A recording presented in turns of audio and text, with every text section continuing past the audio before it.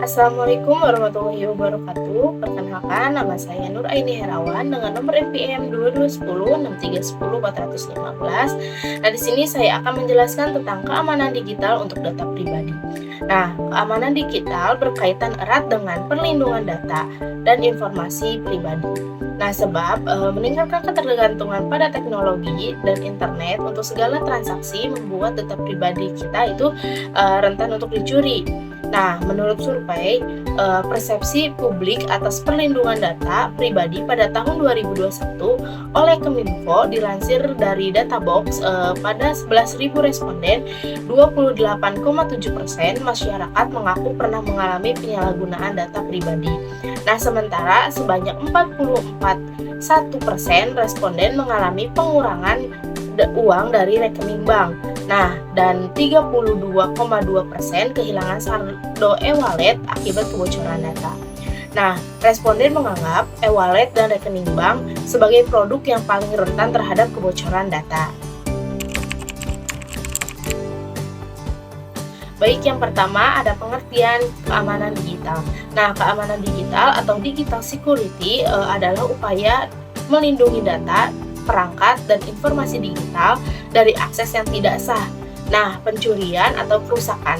Keamanan digital ini mencakup serangkaian tindakan dan teknologi yang digunakan untuk menjaga kerahasiaan, integritas, dan ketersediaan data serta sistem digital tersebut.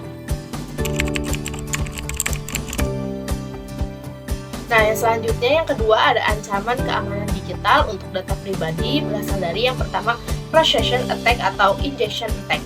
Nah, serangan injek mengeksploitasikan kerentanan dalam aplikasi perangkat lunak dengan menggunakan atau memasukkan data berbahaya ke dalam bidang input atau aliran data. Nah, defect ini juga bisa digunakan untuk penipuan seperti saat kita verifikasi identitas nih.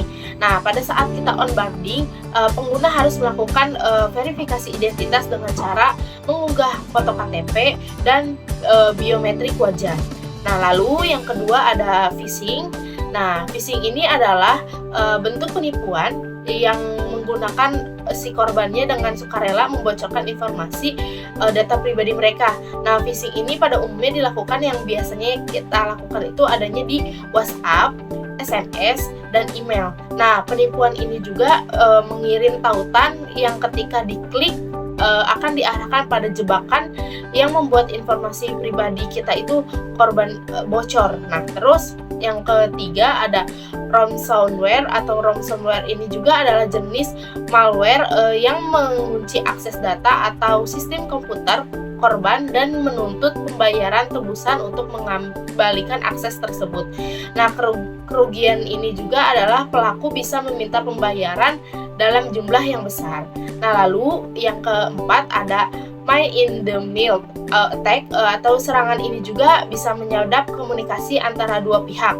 Nah, tanpa sepengetahuan mereka itu mencuri atau memodifikasi informasi yang ditransfer. Serangan ini juga terjadi di jaringan wifi publik yang tidak aman. Nah, yang ketiga ada cara menjaga keamanan digital. Nah, ada beberapa praktek nih untuk kita menjaga keamanan digital untuk memberikan perlindungan data dan informasi digital untuk data pribadi nih, yakni yang pertama ada penggunaan password yang kuat. Nah, salah satu dasar dalam keamanan digital adalah penggunaan password yang kuat. Nah, password yang kuat itu terdiri dari kombinasi huruf yang besar, kecil, angka, dan simbol. Nah, selain itu juga penting untuk kita mengganti password secara berkala. Jadi tidak boleh itu aja dan tidak menggunakan password yang sama dari beberapa akun. Nah, lalu yang kedua ada two-factor authentication atau metode keamanan yang mengharuskan pengguna untuk memverifikasi identitas mereka dengan dua cara yang berbeda.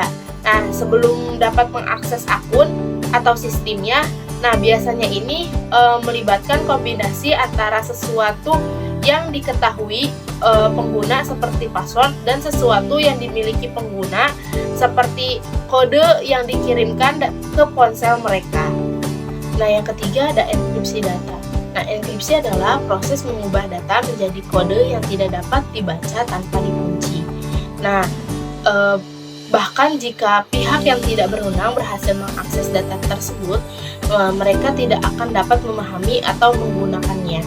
Nah, lalu yang keempat ada fileware atau antivirus. Fileware ini adalah berfungsi untuk menghalang antara jaringan internal dan jaringan eksternal. Nah, mencegah akses yang tidak sah ke dalam sistem. Nah, sementara itu, antivirus juga dirancang untuk mengidentifikasi dan menghapus perangkat lunak berbahaya yang dapat membahayakan data dan perangkat. Nah, lalu yang kelima ada menggunakan data biometrik. Nah, data biometrik adalah wajah atau sidik jari alias data pribadi yang melekat pada tubuh pemilik data. Nah, menggunakan biometrik untuk verifikasi adalah upaya keamanan digital untuk menjaga data pribadi kita dari pencurian maupun modifikasi. Nah, lalu yang keenam ada melindungi data dari serangan siber. Nah, keamanan digital ini membantu mencegah serangan siber seperti malware, ransomware, dan phishing. Nah, yang bisa juga merusak sistem dan pencurian data. Nah, lalu yang ketujuh ada efisiensi operasional. Nah, implementasi keamanan digital yang tepat dapat meningkatkan efisiensi operasional dengan mengurangi downtime akibat serangan siber dan menjaga kelancaran operasional bisnis. Nah, yang keempat ada manfaat keamanan digital. Nah, untuk yang pertama ada perlindungan data pribadi. Keamanan digital ini juga memastikan bahwa data pribadi kita seperti nomor, identitas, informasi keuangan, dan riwayat medis lainnya terlindungi dari pencurian dan penyalahgunaan. Nah, lalu yang kedua keamanan transaksi online. Nah, keamanan digital ini juga memungkinkan transaksi online yang aman baik untuk perbankan, e-commerce, dan pembayaran digital lainnya. Lalu yang ketiga ada pencegahan kehilangan data. Nah, dalam praktik keamanan digital ini seperti membackup data, informasi yang penting terlindungi, dan kehilangan akibat kerusakan perangkat, serangan siber, atau bencana lainnya. Nah, lalu yang keempat ada menjaga reputasi bisnis. Nah, bagi pengusaha atau perusahaan yang menjaga keamanan digital adalah kunci untuk mempertahankan reputasi yang baik. Nah, kebocoran data untuk serangan siber dapat merusak kepercayaan pelanggan nih dan merugikan bisnis secara finansial.